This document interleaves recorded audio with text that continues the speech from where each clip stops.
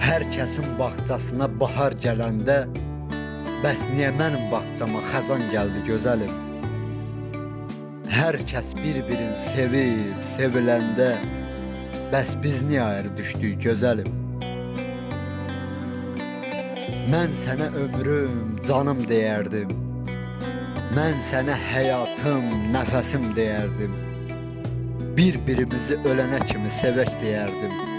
Bəs niyə nakam oldu sevgimiz gözəlim? Bizi kimlər ayırdı, niyə ayırdı? Necə, nədən demədən sualsız ayırdı. Kimlərin əl oldu, kimləri ayırdı? Mən səni sevirdim axı gözəlim.